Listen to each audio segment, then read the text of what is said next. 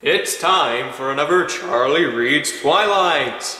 Wait, what? This week, my challenge, submitted by this person, is to swap video blogs with my friend Alex Day. Alex does a series on YouTube where he reads this, which is a book that I'm sure you are all familiar with. But this week, I'm going to have a go at reading a bit of Twilight, starting where he left off. Chapter 16,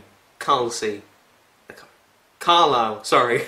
I'm just going to call her Carly from now on, actually, I prefer that. Okay, so Stephanie Meyer has now referenced the fact that Carly is a man. I thought that she was a girl. Where are you going to start? The wagoner, Edward replied. The wagoner, Edward replied, placing one hand lightly on my shoulder every time he touched me. Even in the most casual way, my heart had an audible reaction. It was more embarrassing with Carly there. See, I thought when she said an audible reaction, she just meant audible in the terms of Bella could hear her own heartbeat, but apparently everybody can hear her heartbeat. That's quite scary. I mean, if I heard someone else's heartbeat in a room that I was in, I would say, holy crap, what is up with you? Please go to a doctor, that doesn't sound right. It's starting to dawn on me that I haven't joined this book in the middle of a nice action scene or something that might be vaguely interesting to read. No, I've joined the book at a Edward Cullen history lesson. London in the 1650s, Edward said. The London of my youth, Carly added, from a few feet behind us. A few feet? Okay, let's go back to the heart thing. He or she, Carly, is a few feet away from Bella and he can hear her heartbeat. There is something wrong with Bella. Okay, so this isn't an Edward Cullen history lesson, this is a Carly history lesson. I mean, even as someone who hasn't read Twilight, I know who Edward Cullen is, and I wouldn't mind hearing his backstory. Carly, however, I don't know who she is. I don't know anything about her. Carly's backstory, she's a vampire, obviously. He studied by night, planned by day.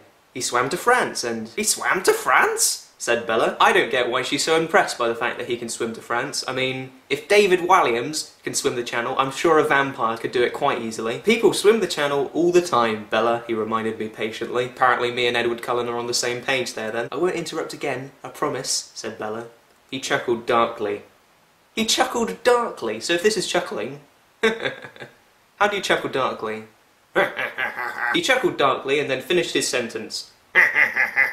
Because technically we don't need to breathe. Technically you don't need to breathe. Well, Edward Cullen, you are a monster. I've got 8 pages of this left. Ugh. So obviously, when Edward Cullen says, I don't need to breathe, Bella goes, oh my god, you don't need to breathe, that's so mental. And then Edward says, I know at some point, something I tell you, or something you see is going to be too much, and then you'll run away from me, screaming as you go. He knows this is going to happen, and now she knows this is going to happen, at some point. And yet... Bella still says that she isn't running anywhere. Maybe that's true love in a world of fiction, but to me that's just stupid. Okay, we've got a bit of Edward Cullen history here. Getting a bit more excited now. I wasn't really sold on his life of abstinence. I resented him for curbing my appetite, so I went off on my own for a while. And he started killing people. That's not written in there, but it's implied. Really? Said Bella. I was intrigued rather than frightened. Perhaps I should have been. Yes, perhaps. That doesn't repulse you? No? Well, why not? I guess it sounds reasonable. Okay, they're both mental. Or maybe not Edward, I mean he's a vampire, I guess he can't really help it. But Bella is insane. I think I've come to the realisation that these two do deserve each other. She's with a vampire and she's crazy, so it makes sense. And then a vampire walks in and he's like, do you want to go play baseball in a storm? And then the chapter ends. So that's the experience I've had of Twilight. I'm going to put this book down now and I am never going to pick it up ever again. As part of me swapping video blogs with Alex this week, Alex is going to do a Challenge Alex, which you can see by clicking just there. That is the end. That is the end. That is the end. You've just had the almost imponderable joy of watching Charlie Is So Cool Like, which makes you like cool.